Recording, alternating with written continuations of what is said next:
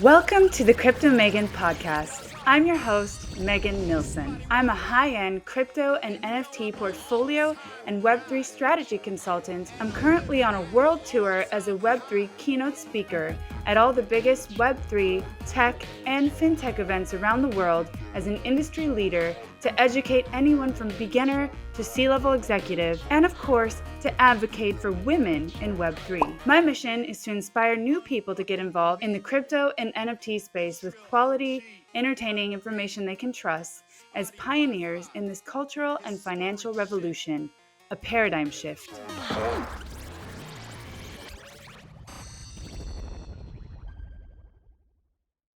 My name is Megan Nilsson, aka Crypto Megan, your host for today, and I am so excited for this one. It's going to be really amazing. I want to introduce our guest, Miguel Mora, aka Spottie Wi-Fi in the house. Man, it's an honor to have you here today. Man, thank you. Thanks for having me. This is dope. Yeah. We're both in this journey. And I've been following your journey now since we met in Las Vegas, actually Yep. last October. And from there, we've seen each other in Miami, New York, and now here in Hollywood. Yeah, that's So crazy. it's come like full circle. It's really cool to have you on. I think we'll just get started by you explaining a little bit about who you are, what you're doing in the Web3 space, and we'll take it from there. Okay. So yeah, I go by the name Spottie Wi-Fi. I am the best and the only CryptoPunk rapper alive. So, basically a CryptoPunk is a digital character, one of the first NFT collections that ever came out. I bought one of these characters February of 2021 and decided I'm going to make mine a musical act, a rapper. And so that was sort of the beginning of it, was early 2021. And through that character, I developed a concept album and sold the concept album as an NFT in August of 21. So it became this innovative thing. Like, we did some things with music NFTs that hadn't been done before, and now it's one of the more historic and more successful music NFT collections that's ever existed. I mean, one of the first, right? I didn't know that you were actually one of the first in line to have done this innovative thing with music to attach it to an NFT, Mhm. which we'll get into the definition of an NFT in a minute. Right. But you were one of the first in this. You are literally a pioneer in this, in the music industry. Yeah. Um, I mean, so, yeah, I'm definitely like regarded as the first musical artist that was inspired by an NFT. Now like everybody's heard of Bored Apes, people, amazing artists like Snoop and Eminem and Timbaland and all these artists have done things with their Bored Apes, but I kind of kicked it off with my CryptoPunk doing it before the Bored Apes were even a thing last year. That's so cool. That's so cool. And before we get into that more, what I want to do is kind of explore what it was like for you growing up. How did you get into music? Your genre is rap, right? You're a Mhm. rapper. Yep. What was it like growing up? When did you realize that you had that musical talent, and what was it like wanting to be a rapper? And where you're from. Tell us a little bit about that.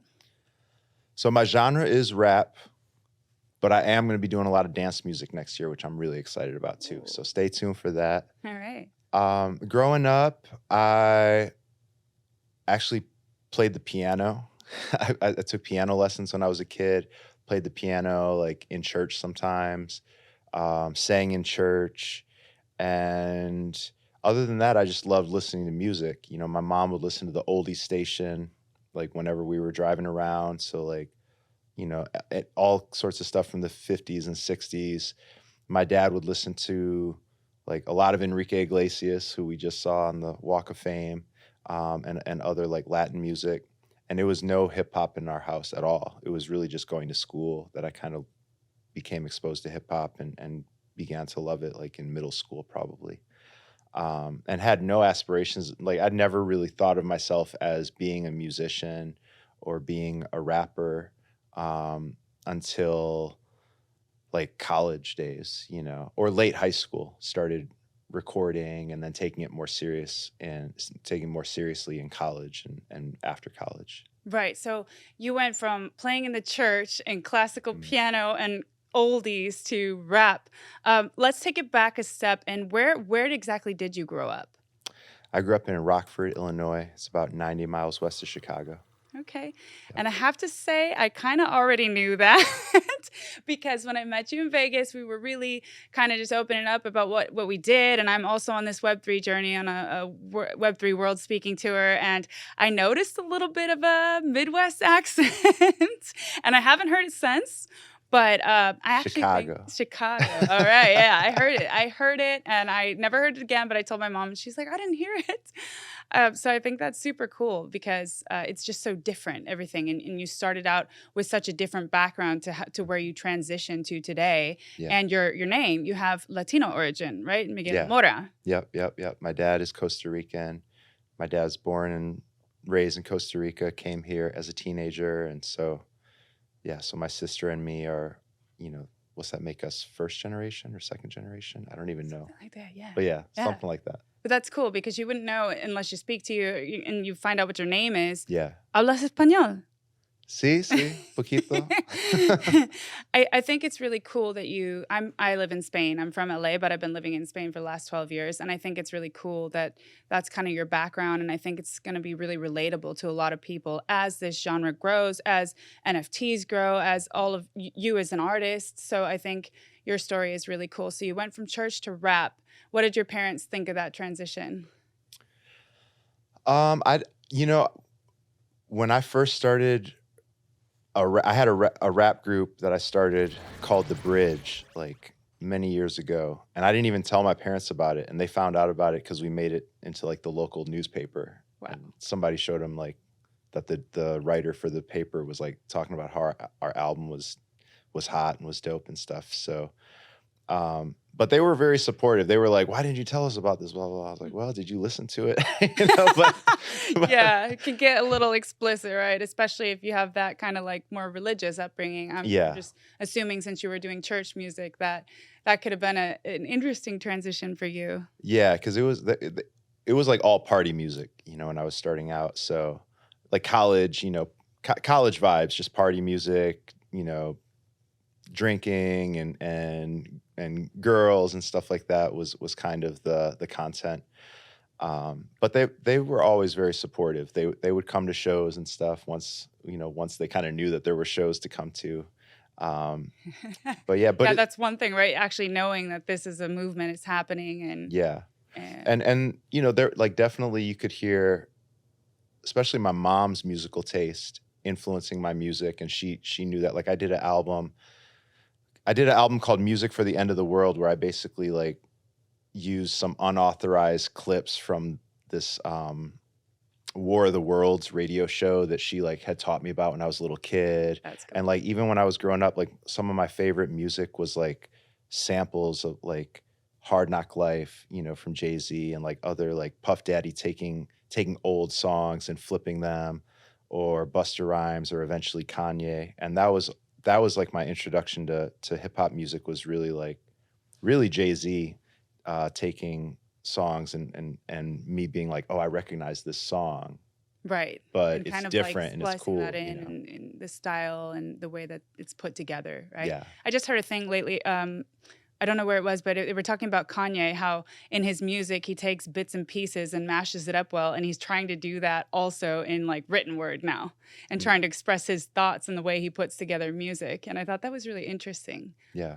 The way you put together something and make it a masterpiece. So you kind of remind me, you give me Eminem-esque vibes. Okay. I would say like just a little bit of like really doing your thing and getting out there, and especially how you transition in your journey. And I know that you've said that he's been an inspiration to you as well, right? Yeah, definitely. I mean, I loved Eminem as a kid, especially like, the first few albums. I would say, especially like my first song that I did as Spottie, as this character, Spottie Wi-Fi, was a little bit Eminem inspired, because his first few albums, he would come out with a single where he would make you laugh. Like it was just all jokes. And then he would come out with something like really hard, really, really like just tough or whatever. And that first song, like, hi, my name is Chicka Chicka Slim Shady. Yeah. That was like such a great introduction, Or then after that, it was like the real Slim Shady. Will the real Slim Shady please stand up? Right. So when my producer and I first said we're gonna make a rap song out of this CryptoPunk, that was definitely an inspiration because it was like we need to introduce the world to this character, and we can't take ourselves too seriously because it's a cartoon rapper at the end of the day, So like that first song, I'm Spottie, is like all jokes. It's all just trying to make people laugh, and that's something that breaks people's barriers down. It gets them to Right. kind of like relax and release and really get into it without having this tension there, and just open up to the music itself. And I like Yep. one of the things that you said, if you're making fun of yourself, they're laughing with you, not at you. Absolutely. Right? Absolutely. So that was one of your earlier strategies when you're introducing yourself. Just to this in life, world. I was just an awkward kid. So that was always a defense mechanism, was humor. Absolutely. And it's shown through in your music, and it's helped you throughout your journey. Yeah. And so you were a legitimate, like, successful rapper back then. What was it, around 2013, right before there? Yeah, I was doing music full time from like 2006 to 2012. So, I mean, Wow. I had some success, but not like monetary success, really. I had good, like, Within the community. yeah, like some, got to perform on some big stages, open for some big artists, got good reviews, blog love, things like that. But it was not easy at that time. Well, it's still not, but it was really difficult to monetize music. Right. This was like when I started out, it was like the MySpace days, and we press CDs. We would press CDs I remember that. and try to sell them, but also we'd give them out if we thought it was worth giving them out. And by the end of that era, from like 2006 to 2012, I think by the end of that, like MySpace was pretty much dead, and it was like the SoundCloud era and the blog era, Right. and all of that transition was leading to a time where pretty much the music is, people aren't paying for it. People aren't looking to buy a CD anymore. They can just listen for free in a lot of cases. Yeah, actually, I was going to comment on that a little bit later, but I just watched the series, The Playlist, by Spotify on Right. Netflix, and it goes over kind of the whole movement, that the transition of music and the evolution of music through time. And, it started out with the Pirates, Yeah. Pirate Bay, sorry. Yeah. It started out with the Pirates, and they were downloading music illegally for free. And then we kind of transitioned to Napster and Kazaa, where people are now accustomed to listening to this music for free. They're not going to pay for it, but how do we transition to a model that's fair Yeah. for both artists and producers and record labels? So we'll get into that in a minute, but what I really want to hone in on, because I think this is so interesting for people who want to be successful artists who may be struggling right now, to kind of comment on your journey and tell us a little bit about the struggles you have, because now you're in an amazing position, right? You're up and coming star. I mean, you are a star. You're a star, and I've seen you've been doing an incredible work with some of the biggest artists in this industry. But getting to that point, what would you say was your biggest challenge? Man, the biggest challenge to me, that's such a good question. That's a deep question. I know. I wanted I to would take say- this deep because there's so many artists that are, I guess it would be they don't believe in themselves enough, and they have a circle around them that doesn't propel them forward. I see a lot of people who get stuck that don't have, people who really teach them the mindset of what it's like to succeed, because they might look at you and think, oh, maybe it was easy, or it was overnight success, or this just happened. But this is a series of struggle, of pain, of blood, sweat, and tears. And Yeah. I love to hear that side of the story. I think honestly, one of my biggest challenges was I've always been hesitant, and too intimidated to learn how to produce my own music. Like I really believe if I had production chops, like, or if I just had producers around me that really believed in me, like over the last decade, I probably would have just kept making music. But it was like sometimes it just felt like pulling teeth to even find collaborators. Right. And I wasn't like studying how to make my own music, which is what a lot of really motivated artists do. It's like, oh, if nobody wants to make beats for me, I'll make my own beats. But Right. I never took that leap of faith. I never even recorded myself until the song I'm Spottie. Like Wow. never. I was just too like, I guess, apathetic or whatever to even like say. Was it apathy, or was it more like, I'm afraid of what this is like, the fear of coming out and actually trying something that you're not sure how it's going to go?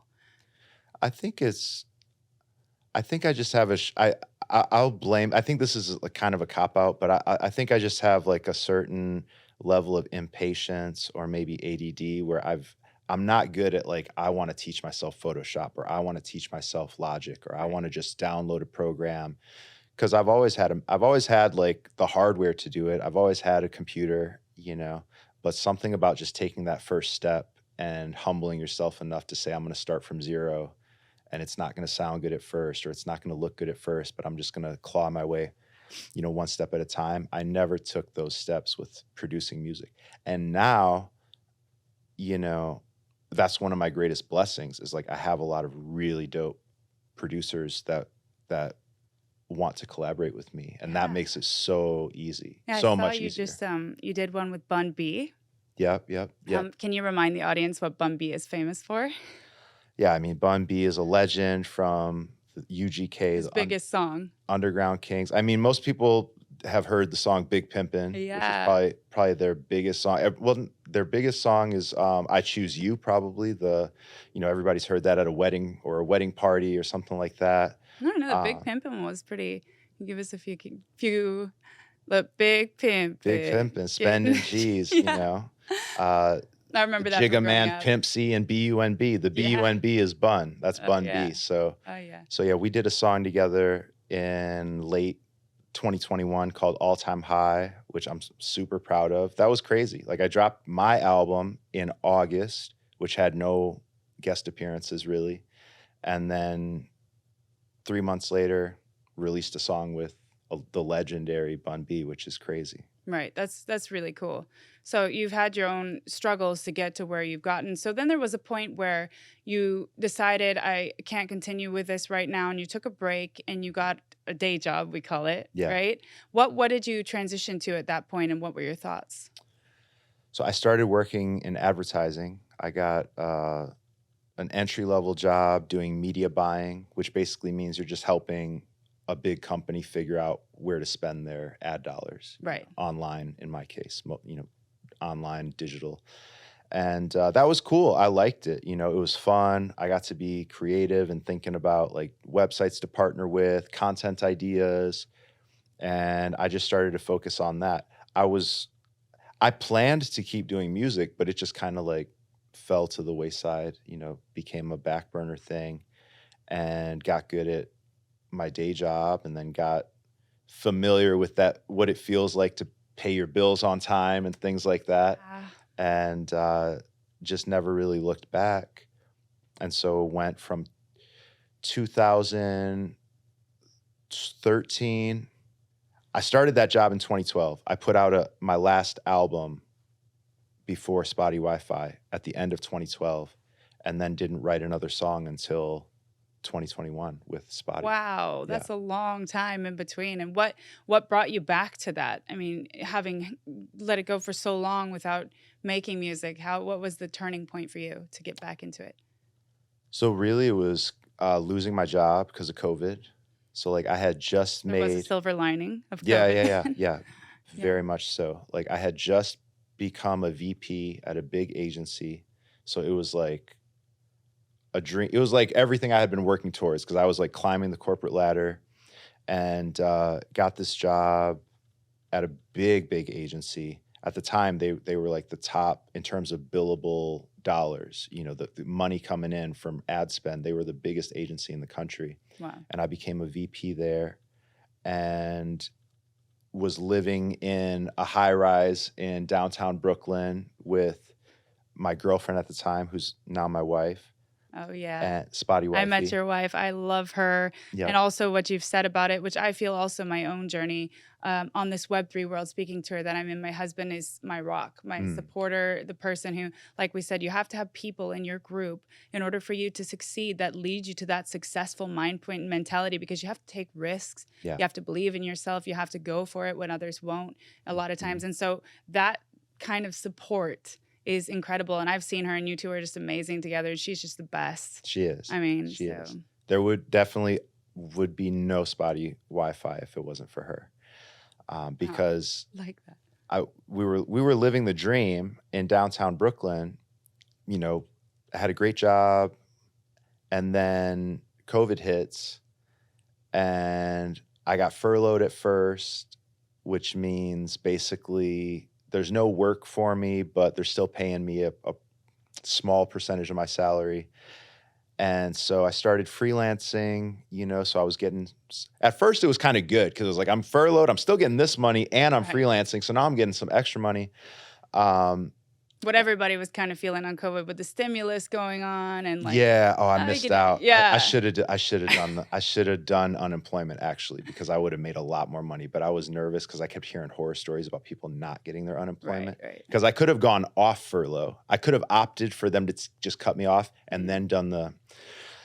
But anyways, you know, but we were doing all right. But going into 2021, I just had all this extra free time on my hands, you know. And so that's when I started. Well, actually, we moved to Florida because we were paying a bunch of money to live in this high rise. And all of a sudden, it was just like not worth the money. Right. And it's like really first world problems. It's like the pool, but you know, it closed. Is what it is. It takes a certain amount of income to sustain that kind of lifestyle, right? Yeah. Plus, you know, then you start thinking about, okay, what can I do during this time? How can I transition? And this is interesting to me because this is kind of like when the rise of Clubhouse happened, right? Everybody started to jump on Clubhouse, which is now more Twitter Spaces, to kind of interact with each other and make, you know, create with each other and have these conversations. So you now transition back to the thought of maybe I should get back into music. Eventually. So we moved to Florida, and when we moved to Florida, we had an extra bedroom that became my office. So at first it was just for me to be doing freelance work, like advertising, marketing stuff. And then I discovered NFTs in January of 2021. So I discovered this thing called NBA Top Shot. Oh, yeah. So it's basically digital basketball cards, for lack of a... Like collectible digital basketball cards. And I like this because a lot of people who will be listening to this aren't Web3 natives, I call them. Like maybe you and I could consider ourselves really into this space. And so I think it's always interesting to get people interested through art and music, because everybody can get that, right? And so a digital collectible, NBA Top Shot. So I think what we have to do here is just define what is an NFT in simple terms for people who are listening. To me, I just think of an NFT as a digital certificate of authenticity. So you can buy a digital basketball card from the NBA and the whole world knows that it's authentic. It's not somebody screenshotted this, somebody screen recorded this and sold me just a fake thing. Like, no, it's on the blockchain, which you can research the blockchain and spend a lot of time studying it. But in this case, all it really means is you know exactly where it came from. And if it's authentic. If it's authentic, how many people owned it before you, if any, and all this is public. You know? And you can check certain things like rarity and exactly. Just like Pokemon cards are actually real collectible cards of players or basketball. You can actually tell, but much more easily. You don't have to, somebody who comes in and verifies it for you. You can just see it there right openly for everyone to see that that's yours. It's like digital portable property. Exactly. And you don't have to worry about, is it going to deteriorate? Is there going to get water damage? Am I going to lose this in my mom's basement, or et cetera, et cetera? And what really clicked for me is, like, for the NBA, if I own one of these digital collectibles and I sell it, they get a cut. So as a kid, I used to collect all sorts of cards, sports cards, Star Wars cards, Magic cards, all these different things. And it's a whole industry where people will sell and trade amongst themselves, and the NBA gets none of that. Nothing. So once I started realizing, like, oh, of course they're promoting this because it's a whole new revenue stream for them, which means the NFL is going to do it. The NHL is going to do it. UFC is going to do it. Disney's going to do it. Pixar, like every IP holder in the world, every major IP holder is going to want to do this because they get a cut of all the secondary sales in perpetuity if they want. Right. You know, so that was super inspiring to me. It's mind-blowing. I mean, the amount of different kind of transactions you can make and different kind of data and insights and also obviously revenue share that you can generate off of these digital collectibles is really mind-blowing. So when I hear people say things like, oh no, we don't believe in that, or we're not ready to dive into that, it's like, man, the sooner you jump on board this train, the better off you'll be. And I just did where we saw each other mutually at the Benzinga event. You were talking about music. I was talking about how to onboard the next billion users to crypto. And I truly believe that the next 200 to 300 million will come from big brands. They'll come from collectibles. They'll come from the Disneys, the Pixars. Starbucks. And that's how, Starbucks. Okay, I always use that example. But so, let's take Starbucks. You can literally, now Starbucks has their loyalty program where you can buy and sell these NFTs without even knowing through your user experience that you're using blockchain technology. Right. It's just there to digitally verify that it's yours, but the end user doesn't even have to know they're using blockchain technology. And they got away with the lingo. They de-jargonized it, I call it. They just called it journey stamps instead of NFTs, and everyone's happy. Yeah. Right? Exactly. It's major. And at that time in early 2021, NBA Top Shot was opening the floodgates for a lot of new people to come in, and because you didn't even need to really use cryptocurrency. You could just log in, create an account, and purchase with a debit card or a credit card. Interesting. So I was part of a big wave of people that came in and never had bought an NFT before. So this is January of 21. And then I get a text or a call from a friend of mine, Keith, who I used to work with at my very first advertising agency job. And he was like the innovation guy there. And he was like, I need to talk to you. And I didn't know what it was about, but I just had this sixth sense that it was about NFTs because I was just getting so into it. Everybody was on the hype. And yes. It's funny you say NBA Top Shot because I actually never got involved in that one. I got involved with Bored Ape Yacht Club as pretty much my first one, which we're both a member of. But I didn't go through the whole NFT Top Shot phase, but I saw that a lot of people who had come in through sports and through the physical collectibles got in through that way. So. Yeah, a lot of Bored Apes too. Yeah. I think a lot of Bored Apes were first, brought in or sort of got into the space through Top Shot. So my guy calls me and of course my sixth sense was correct. He's like, I'm starting a YouTube show where we're going to talk about NBA Top Shot and talk about NFTs. He's like, I have a host, but we're looking for a co-host. The host was this guy that I never met before he goes by Crypto Novo. So Crypto Novo, he had bought, I think, like a dozen CryptoPunks the previous year in 2020. So he bought all these CryptoPunks for like hundreds of dollars, and everybody thought he was crazy. By the time I meet him in January or February of 21, the cheapest CryptoPunk is probably like 30, 40 grand, something like that. Pretty hefty price tag right there. Exactly. For what most people consider just a JPEG, right? Right. So at that point, it was kind of a leap of faith on your part to think maybe I should get involved. Yep. So we start hosting a YouTube channel together. We become friends, like lots of late nights of just like talking through like what we're doing. And then there's like a YouTube video that surfaced of Mark Cuban talking about how CryptoPunks are priceless and they're the rookie card of NFTs. And so somewhere along the lines, I just decided like, I'm going to buy one of these. So I had been accumulating crypto since like 2017. So I had some crypto. And so on February 23rd of 2021, I bought CryptoPunk number 5528 out of 10,000 CryptoPunks. Mine is 5528, and it was like $43,000 or $44,000. It was the most expensive purchase I'd ever made at that point. I still don't own, I didn't own a house. I still don't own a house. I didn't own a car. I still don't own a car. But I bought this CryptoPunk while my wife was at work, and so. Oh God, I can imagine how that went over.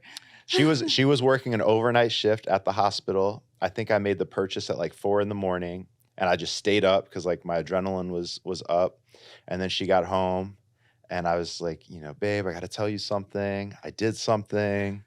And so I told her, like, I bought this thing for $40,000. And she was just like, deliriously tired. And she's just like, okay, I trust you, we'll Wow. talk about it That later. is a keeper right there. Yeah. That's a wifey for lifey. For real, for real. I'm just saying. Like, She was with it. She trusted that I had done my research and everything. right. I mean, she And trusts you, but even yeah, so, I mean, it's a crazy thing to go and tell somebody who I know because I have had similar experiences, but mine wasn't.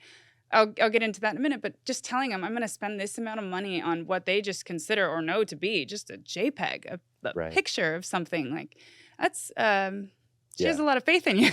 For sure, for sure. I had other people I told that were like, could not believe it. People that were even into crypto, like people that were really, excited about Bitcoin and different cryptocurrencies, and they thought this was just absolutely like a bridge too far. Like They thought you lost it. That's Yeah. it. He's gone off the deep end. Like my one guy who I kind of helped get into cryptocurrency, he was like, we can never tell my wife that you've done this because she's going to really think that She's going to think my friends are insane. This is all crazy. So now I have a CryptoPunk, and once I made my profile picture on Twitter, this CryptoPunk, I started getting followers more quickly. Interesting. From, the NFT world and the crypto world and people that were just following CryptoPunks. There were, CryptoPunks would follow each other and other people that were starting to learn about NFTs and blah, blah, blah. So that is when very quickly I had this kind of light bulb moment where I was just thinking, back when I used to do music, this would be a golden opportunity to have like a built-in audience, a captive audience that they're going to tune into what I'm doing just because I'm a CryptoPunk now. So what if I took my CryptoPunk, and at that time, nobody was doing anything creative with a CryptoPunk, really. Right. It was like Crypto Novo. Right. He had his CryptoPunk that he would use a Snapchat lens on our show, which inspired me. G Money, same thing. And that was it. There was no Punks comic yet. There was no CryptoPunk comic books. There were no Bored Apes. None of that. There's nothing to look to. It's like, this is what people are doing now. Right. This is how I can, utilize this, is because the CryptoPunks are a little bit different than Bored Ape Yacht Club, for example, in that it's not really a membership club, so to speak, in the way that Bored Ape Yacht Club is. It's more just about art. It is a community, but they really haven't done much by way of what Bored Ape Yacht Club is doing, for example, for sure. With all the activations and stuff. So that for me is also one step further in, okay, I'm going to have some faith and buy this. And it's almost like getting into the art scene, It was, to me, it was, because I wasn't thinking about music at all. Literally, the way I thought about it was, I felt that these 10,000 CryptoPunks are like the new Mona Lisa of the digital age. And so I literally Googled the value of the Mona Lisa, and I said, if I'm buying 1/10,000th of this, so whatever this is divided by 10,000, as long as I'm paying less than that, I'm getting a good deal. And actually, like if you fractionalize the Mona Lisa, I think you would get more value out of it than its actual valuation, because you know what I mean? Because absolutely more people would be able to buy in, right? So you'd have a larger audience of people that could say, I want to own a piece of the Mona Lisa. So the actual value you get if you fractionalize it, I think would be greater than. I would agree, yeah. And just the NFTs in the metaverse in general, the more eyes you have on something, the more valuable it becomes. Right. So if you have it somewhere displayed where people can look at it around the world, also digitally, and not have to be there physically. I mean, it just all makes sense to me. But that's interesting that you had the wherewithal to kind of break those numbers down and say, this is a good investment and here's why. That's how I was just thinking of it, was like, this is like, a game changer in terms of technology, and it's going to be historic forever. So, and at that time, it wasn't about, I'm going to make a character out of it at all. In fact, when I did start to do that, which was very quickly, because I put out the first song. I bought the punk in February. I put out the first song in April. Mm-hmm. And at that time, it was unclear if I even had a copyright license to do that. Like a lot of people told me, you don't have a right to do that, blah, blah. They're going to shut you down. They're going to I mean, send there's you a just no cease and desist. information about this. You're literally having to make this up as you go, and not in a make it up kind of way, but just kind of roll with it and say, well, hey, Yeah. like, this is the information I had from this person, or I've consulted with this person. It's like, there's no playbook for this. So you Right. really are a pioneer and a trailblazer in this way, because you had to really be creative about Thank it, you. right? Yeah, they didn't even have a terms and conditions page when you purchased it. So I bought this thing for $40,000, and it wasn't even clear, like, what am I buying? You know, do you get to use this on? Could I make a T-shirt out of this? Could I make an album out of this?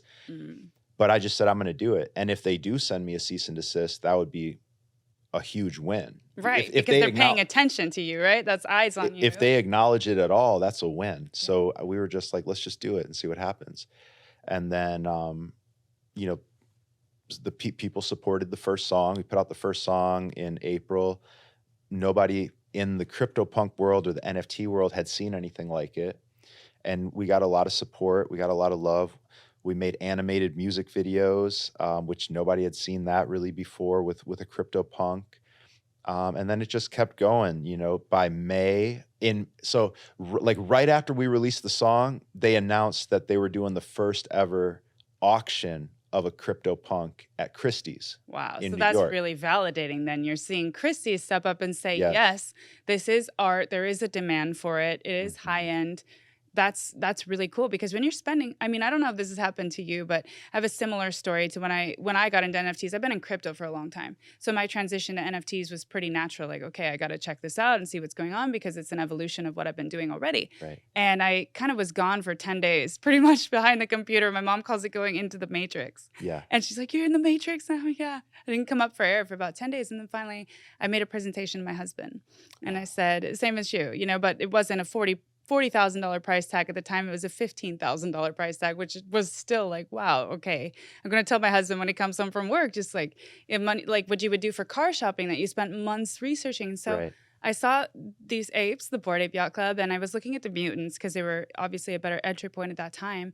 And I showed him, I told him I was so happy. I had such a full heart. I'm like, oh my God, I'm going for it. And he looked at me, he's like, you're insane. You're actually crazy. Like he just left. He like shut the door, and I was like soul crushing for me, because I had spent so much time, and I'd been in the Discord, and I'd hear these like grown men making kind of like ape sounds, like just as a part of like rallying together in this club that nobody really cared about at the time, because the celebrities weren't in yet. Right. It wasn't so big. It was at the end of like the bear market, I would say. And so people weren't really paying attention. And so I said, no, I'm not giving up on this. I'm not giving up on this. He just doesn't understand. So I went, this is kind of crazy, but I have to tell a story. I went to my nail lady and I got mutant green nails. Wow. I like made a whole theme about it. That's dope. And I made a presentation, like a slideshow. And I told him, sit down. I want you to see this. This is what we can do with this. This is how we can use it. We can actually then also bought an office in the metaverse near Bored Ape Yacht Club. Like I went all in on this. And he's like, you know what? This is really fucking cool. Like, let's buy two. Right? And That's so dope. like, I feel like it's just a matter of really breaking it down and explaining it to people. So yeah, it is. And even then, you know, sometimes still a big leap of faith. Yeah. And crypto for me doesn't feel, sometimes when you're making those big transactions, you're like heart skipping a beat and you're literally spending what you would spend on a car in 30 seconds, right? Yeah. And it feels like such a rush. I don't know about for you when you bought it, but it doesn't feel like real money almost. If you have that same money in cash, you'd be like, wow, okay. But I don't know, it's just some kind of disconnect there. Yeah, it's definitely different. Like thinking of it in terms of Ethereum or cryptocurrency versus like US dollars coming out of your bank account. It's definitely different. But yeah, I was super nervous because it was the first Ethereum purchase I had ever made. Because like with NBA Top Shot, I would just use a debit card or a credit card. So yeah, it was like super nerve wracking. I wasn't sure if I was doing it right. You know, I was like, am I just sending this into, you know, the abyss? The abyss, yeah, never to be seen again. Right. Yeah. But thankfully, you know, it worked out. And then, yeah, so the Christie's moment was like super validating. It was like, whoa, you know, this is a big deal now. Yeah. Now that like the big auction houses are doing this. So once they announced that, I actually wrote a song called Christie's. and released that. That became the theme song for this CryptoPunk comic book that had like a Christie's connection. And so that was like the second song. And the funny thing we did was during the auction, the day of the auction, we rented one of those billboard trucks that has like the screens on all the Oh sides. yeah, I saw you on those billboard trucks in Miami. So yeah, we did it in Miami again this year. We've done it a few times. The first time we did it though, we took one of those trucks, we put the Spottie Wi-Fi character on all the screens, and we had the first song, I'm Spottie, blasting on repeat, and we just parked it in front of Christie's for like 8 hours, the whole day. Brilliant. And Amazing. that, some journalists or photographers took pictures of that. And so when you go on Getty Images, if you search CryptoPunk or you search NFT, a lot of the pictures are of the Spottie truck in front of Christie's. So the whole year last year, or the whole like last year and a half, like a high percentage of the time, if somebody's writing a news article about NFTs, they'll use that picture as the header image, which is really funny because it Talk about creativity. Well, it'll be like it was really funny because it would be like, NFTs are going crazy, everyone's getting rich off NFTs, and it'll be the picture. Right. Or like 2 months later, it'd be like NFTs are dead, and it's the same picture. So that was like that was our little hack that we did for the Christie's auction, which worked out. That's really cool. And so you got this character now, Spottie, who you it's become like your persona, right? And so it's really like your online identity now, that people connect you with that persona, and this is your whole thing. So what would happen then? I mean, at the end of the day, it's still an investment, right? So would you ever consider selling it, or would you hold on to that thing forever and keep it in a vault? So I co-own the CryptoPunk now with my partner, Stephen Clark. So like once I approached him to do the music, I was like, dude, I need your help. I have this idea. If you partner with me on this, we'll set up an arrangement where we'll co-own the CryptoPunk. So that's what we did. And we would sell it eventually, but it would be like a retirement level amount of money that we would sell it for. We wouldn't sell it for like 6, maybe 7. No, I think like 10. 7 or 8, I meant actually. I think 10. Wow. Okay. I think like 10 plus. So we both see it as like a long-term investment, in a couple decades or a few decades, maybe there'll be a There scenario. you go. That's the alpha. Yeah. Couple of decades, 10 figures, baby. Let's go. And now I bought another punk, number 577, which is it's like identical to Spottie, but he has a purple cap instead of the gray cap. So if anybody does want to buy it, send me a Buying DM. a piece of history right here, right? If you got the 10 ready to go, let me know, because we'll just swap in the other CryptoPunk. So I want to transition now toward the end of this conversation into the actual implications in music and how the power of this new technology, because this technology is actually fundamentally shifting the way our society values things, right? And the way that technology can impact the transition or the evolution of music, and that the artists now can get a share of everything, and it's much easier, and the middlemen are essentially cut out, right? And so it's revolutionary. And just to bridge it with a piece from this Spotify, the playlist, it's so funny. There was a moment where Spotify was then the one that was evolving and coming up with these new ideas, and they were trying to get Sony Records on board. And the guy for Sony Records was like the dinosaur, and he was just like, I don't understand all these fucking pirates. Like, no way they're gonna stream music for free. And then there's one point where everyone was against him. Finally, he had to change. Like, this is how the change happens. You have no other option, because that's where society's headed. And he looks at it and he's like, this is a digital fucking jukebox, right? Spotify. So now we've come full circle to where Spotify will have to evolve in some way, right? Like, how is Spotify different? How are the two models different for music? Maybe you can break that down for us a little bit, and in the difference in how the music is, the royalties are shared. And so there's like a few different ways you could think about it. I think what's helpful for me to think about it is Spotify gives you access to MP3s, which means you can just listen to music. That's all an MP3 lets you do, is I can listen to some music.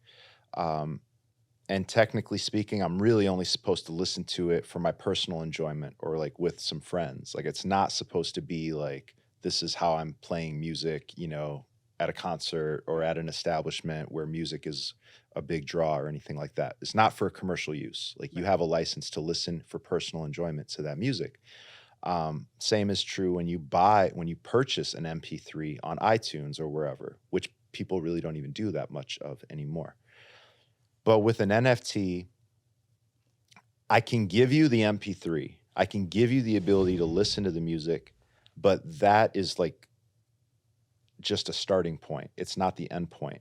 I can also, with the same token, I can give you a copyright license where you can actually use the music in your podcast or in your film or your video game for a commercial purpose, not just personal enjoyment, if I want to give you that right.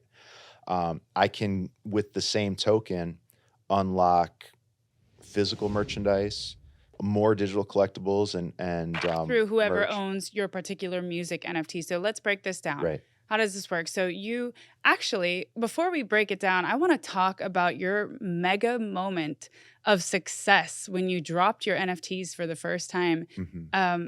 Tell us a little bit about that, because I think Okay. that's so cool. So dropped a few songs last year. By August, we had an album. And so, of course, we said we got to make the album an NFT.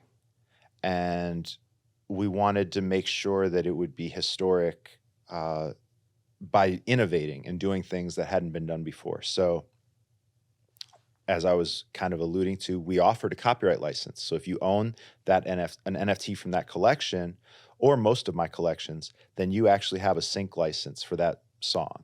You could put it in any type of content you want. You can monetize it, but I still own my masters and I still own my publishing. Right.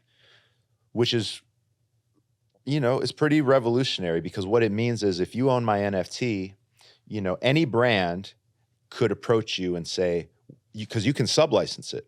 You can even sublicense songs. So I can sell your music to somebody else, or I can let them use my NFT or whatever it is so that they could use that song in whatever they're doing. Exactly. So a brand could say, we want to pay you to use this song because you have a really rare Spottie song.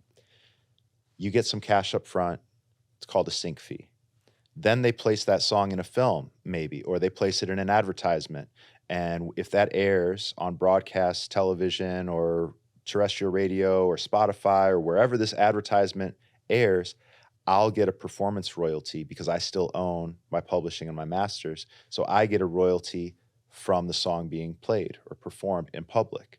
So that was inspired by the Bored Apes. The Bored Apes created this mutually aligned incentive where they gave people IP rights so that the owners of the apes became brand ambassadors. They want to see the brand. That's brilliant on a brand side, right? That's like every brand's dream. Let my community build this out and do the PR without us having to spend a dime on that, because they are so excited to be a part of this community. Exactly. So that was like our way of taking that model and transcribing it for music, which had not been done before. We also made it a blind mint, or like I compare it to like a gumball machine, where when people on the day of the release, when they went to go buy their NFT or mint their NFT, they didn't know which song they were going to get.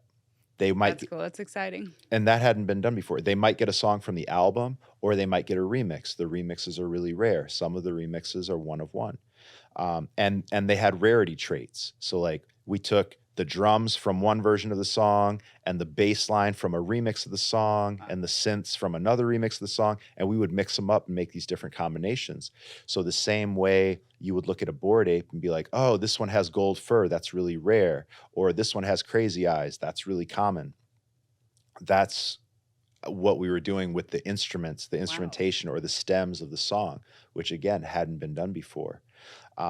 We gave a vinyl record for each of the 2,000 NFTs. We pressed a vinyl record. So you're actually buying a physical vinyl if you choose to claim it. So you attached this digital collectible that they would buy, and not just a collectible, obviously, much more, to a physical good as well. So you can literally do whatever you want with these songs. You can provide infinite amount of value, essentially. Exactly. With the token, exactly right. So yes, if you go to OpenSea or you go online, you look up the NFT, you will be able to listen to the song, but that's just the beginning. Now I do parties where, if I have a concert, if I have a show, if whatever I'm doing, a lot of the times I'm able to work it out with the venue or with the promoter or wherever where, you know, maybe if you have my token, you get in for free. That's Or cool. maybe not everyone, maybe I have a guest list and I start with the people that have my token to figure out who's going to be able to make it. Let me put you on my guest list, things Right. like that. But you can also see who your mega fans are right Yeah. now. And that's something that's revolutionary for musicians as well.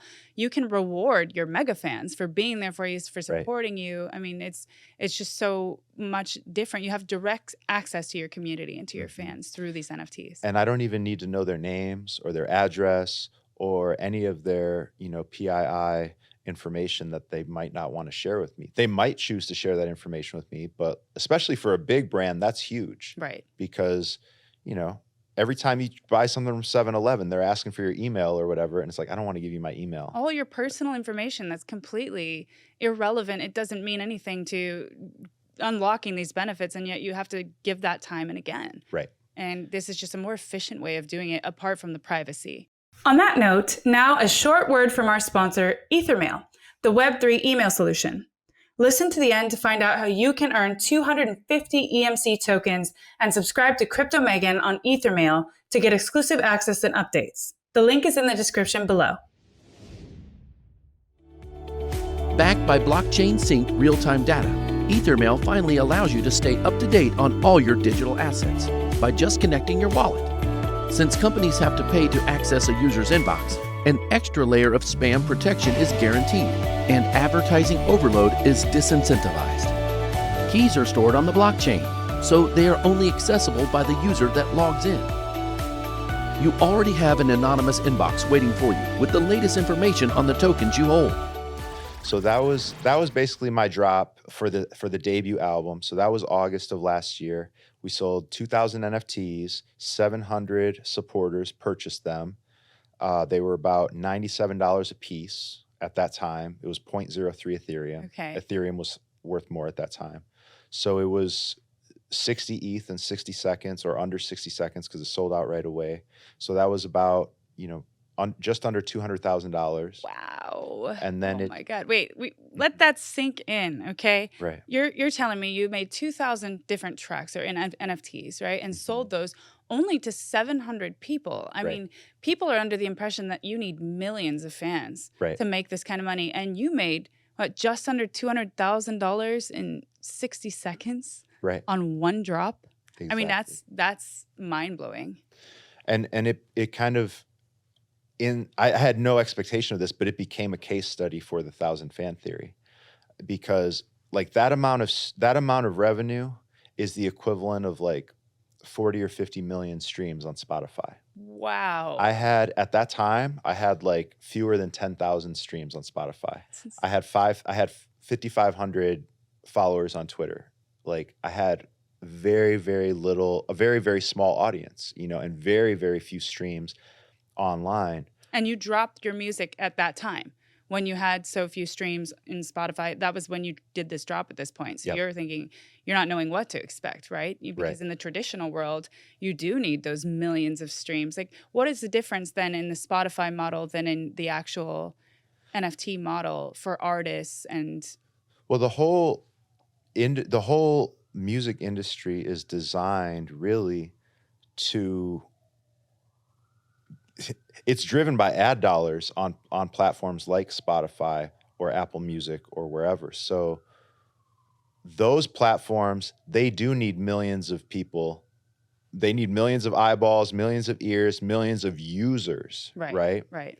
And it's funny that we use the word users for it, but that's what they need. They need millions of people because they make their money selling ads. Right. And they sell ads by the millions. It's CPM, cost per, I don't know why the M is for 1,000. I think it's like Roman or whatever, but it's, they're selling it based on cost per 1,000 ads that they're going to sell. So they need a lot of people using their streaming platforms. But as an indie artist, that's their revenue model. That doesn't have to be your revenue model. Like if you have 1,000 people that really love what you're doing, if you can convert 1,000 people into $100 of merchandise sales per year, you're a 6-figure artist. That's with 1,000 insane. fans. I mean, you could never do that in the traditional world. What does an artist get paid on Spotify, for example? I think it's 0.003 cents per stream. I mean, it just blows my mind. And listening to this now, it feels like everybody who's listening, who's in a musician in this position, who wants to grow, who wants to be able to fund themselves. I mean, this is ideal. How many followers or fans, true fans, we'll call them, audience, would you say an up-and-coming musician had to have to make some kind of an impact? Or Well, definitely 1,000. 1,000 is like tried and true. If you have 1,000 people that really mess with you, really support you, like you can do well. In the NFT space, like especially during a bull market, you could do well with even fewer than that. Like I had really great timing. Yeah, I mean that helps, but at the same time, it really doesn't have to influence it all that much. If they're fans of your music and they're going to then have this direct access to you, and they understand that this is a two-way value bridging factor, right? Like, so you can give them value, they can give you value. Man, that's valuable in whatever market conditions, right? For sure. Yeah, it's just about communicating that, and then the onboarding process. And one of my advantages was and is that I wasn't trying to convert a Web 2 audience and onboard them into Web 3. I pretty much was speaking to and making music for people that already were into NFTs, already collecting NFTs, because I'm the CryptoPunk rapper, so that was a huge advantage and still is, where now I'm like trying to circle out and build bridges with Web 2 artists and get my music in front of Web 2 audiences. So I'm kind of reverse engineering what most artists are trying to do as they enter the Web 3 space. Right. I think that's cool, though. I think that's definitely an interesting take on it. And so just how easy is it to buy one of these NFTs? If I were to pick my phone up now and check out your collection, for example, I wanted to use this on my podcast. Okay. My collection, very easy. Yeah, you can go to my website, spottiewifi.com or spottiewifi.io. Right. And my main collections are all right at the top there. OpenSea is the most popular way to buy, so it'll link you to OpenSea. So I'm on OpenSea right now. I just went through your website. I'm looking at your song All Time High, but this is the one you did with Bun B. Yes. And it's the 8-bit, so it's kind of like video game themed and stuff. Yep. How about I just buy this right here and now so we can show everybody how easy this actually is and how instant it is. So now, if I go to buy this thing, I now own this NFT, Spottie Wifi, All Time High, Bun B. All Time High. It's official. I'm the king of punks. Haters gave me motivation. Even the coronavirus couldn't stop my coronation. Buy low, sell high, diamond hand determination. On Spottie Wifi, 5528, and we all gon' make it. I'm going to loop this in here so you guys can see just how revolutionary this is, because this is really, really, really cool. I'm going to use that song now in my podcast, and I have the rights to this that I can sublet this now, and I also have access to you, so you can give me exclusive access to behind the scenes or whatever value you want to provide for your users as well, right? Absolutely. And yeah, you can even go, if you go on my Discord, you can get, I'll give you the instrumental. This is for anybody, anybody that has one of these tokens, I'll give them the instrumental, I'll give them the stems, the acapellas, whatever they want. You could do remixes. And we have a 7-inch vinyl single of that song coming soon that you'll be able to claim. So that'll be very soon. Oh, now part of the Spottie Wi-Fi Club. Yes, that's dope. Thank you. Yeah, and as we wrap this up, your level of success and how fast you've been able to rise in this industry as a rapper, as the one and only CryptoPunk rapper, has been sensational. And you've been able to work with top tier artists. I mean, Bun B, I know you've met Snoop Dogg once, and I actually was around when he dropped his NFTs connected to his Bored Ape, all this music that Snoop made, and I I loved it. I was like, this is mind blowing. And I went and got like 5 of his songs and planned on using it in my content and stuff. And so he actually says in one of the spaces, the Twitter spaces, he just jumped on, gave you the biggest compliment of your career. Yes. He actually highlights the fact that you brought this to his attention, right? That you were the one that helped him understand. I'm just going to play a little bit of this clip because this is just incredible. I mean, this is what Web3 is to me. You're just 1 degree of separation. And where in the traditional world, for an artist to reach these kind of mega artists and to collaborate with them, it just wouldn't be possible. Yeah. Not in the same way, not in the same rhythm. I mean, we're all kind of like brought together on the same playing field, so to speak, with NFTs and Web3 because it's new for everybody. For sure. So this is a clip from the spaces. Yeah, that's Spottie, Pop. Hey, Spottie, you are inspiration over here. You got to know that. We're going to tell everybody the story because they may not know. When we got off into this, we called Spottie because Spottie's the #1 guy and we respect him, and he had came over here and did some music, showed us love and basically welcomed us into the blockchain. We like to say that you like the motherfucking, you the top dog over here, you know what I'm saying? So we fuck with you and we love what you're doing, and you gave us the inspiration. When they see me metaversing, they say Spottie on some other shit. Champ DC personally brought me to the mothership. Real, recognized, real, yes, in our DNA. 7 months later, cheetah gang at the VMAs. The underground king of punks, too hot for television. Do it for the love of it, never needed recognition. Rap game pioneer, I'm solid and I stay committed. So he gets on here and he says that, he gives you this shout out. He's like, Spottie's the guy. Man, he really inspired me. What did you feel in that moment when this mega star, I mean, this is during you and I were pretty much the same age and he was so big growing up. What did that feel like? It felt really validating, like, because I had wanted to meet him. Like, I met him, but I didn't get to really get as much time with him as I would have liked. And so when that moment happened, it was just like the universe. It was one, this whole journey I've been on, it's like, if I had gotten what I wanted in my whole life, this moment wouldn't happen. You know what I mean? If I had had success in the music industry a decade ago, I probably wouldn't have stumbled into this. If I would have met Snoop and been able to chop it up with him for an hour in his studio when I thought it might happen, we would have, that moment, that very public moment wouldn't have happened. Yeah, I think that sometimes when you're struggling or you're going through something difficult or you feel like you're not making progress, then I have these thoughts too, I think. But if I were to jump right to the successful part of my career, I wouldn't be who I am. Right. Like you wouldn't, it's all about the journey. It's all about the journey. And so, yeah, that was the main thing I was just feeling. I was actually it was kind of late on the East Coast when that happened. And my wife was getting ready for bed and I was in the living room on the couch.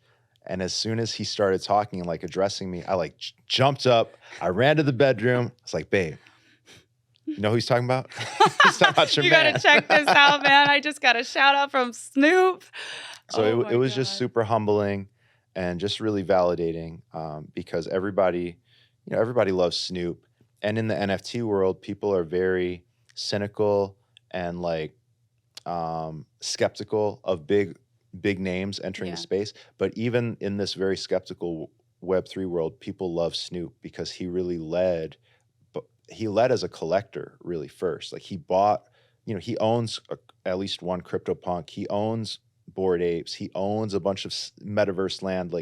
He didn't just come in and say, let me start selling shit, Right. So he did it in a meaningful way. It's like the first time in the history of crypto, really, that NFTs have come along and celebrities can get involved in a meaningful way that actually helps the community. So yeah, it was incredibly validating, to have that in front of the whole internet and the Web3 world, because he's not